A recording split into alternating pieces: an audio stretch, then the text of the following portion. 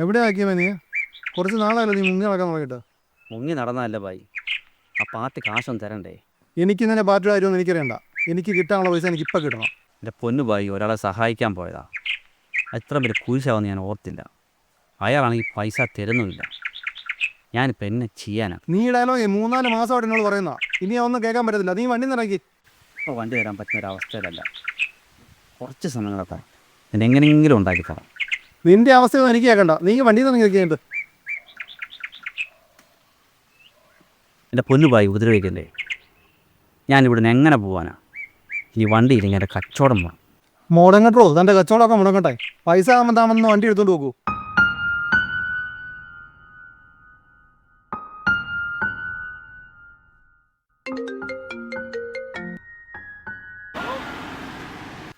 ചേട്ടാ, നിങ്ങൾ കാരണം ഞാൻ സഹിക്കാവുന്നതിൻ്റെ അപ്പുറം സഹിച്ചേട്ടോ. അതിപ്പോൾ ഞാനെന്നാ ചെയ്യാനടാ? വഴി വെച്ച് അവൻ എൻ്റെ വണ്ടി പിടിച്ചോട്ട് പോയി. കാശ് ഉണ്ടാകുമ്പോൾ കൊണ്ട് തരണാവേ. നീ മൈനെ എപ്പോഴും വിളിച്ചിങ്ങനെ ശല്യം ചെയ്യണ്ട. താൻ അങ്ങനെ തന്നെ പറയണം കേട്ടോ. തൻ്റെ കാര്യം നടന്നല്ലോ അല്ലേ? ഞാനിപ്പോൾ പെരുവഴിയിലായി. നീ എൻ്റെ പണി നോക്ക്.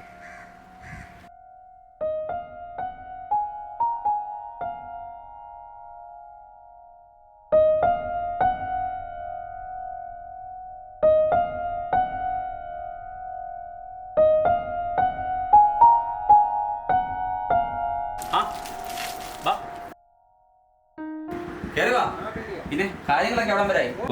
ഒന്നും ആയില്ലടാ. ഈ കണക്കിന് പോയ കല്യാണം മുടങ്ങിപ്പോകാൻ ലക്ഷണം. അങ്ങനൊന്നും ഉണ്ടാകത്തില്ലേ. എല്ലാം ഭംഗിയായിട്ട് നടക്കും. നിങ്ങളിപ്പോൾ വിഷമിക്കാതെ. നീ സഹായിക്കണം. ആ ഫുഡിൻ്റെ സ്വർണ്ണത്തിൻ്റെ ഒന്ന് പറഞ്ഞ് സെറ്റാക്കി തന്നു. ബാക്കിയെല്ലാം ഞാൻ ഒരുമാതിരിപ്പെട്ട ഓക്കെ ആക്കിയിട്ടുണ്ട്. അയ്യോ, അതൊക്കെ വലിയ തുകയല്ലേ. ഞാൻ കുട്ടിയെ കൂടത്തില്ല. പിന്നെ അവർ സമ്മതിക്കുകയല്ലേ? സമ്മതിക്കൂടാ. നീ പറഞ്ഞാൽ സമ്മതിക്കും.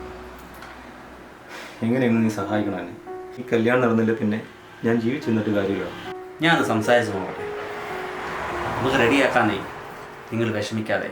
എല്ലാം ശരിയാവും. സമാനത്തോടെ പോവും.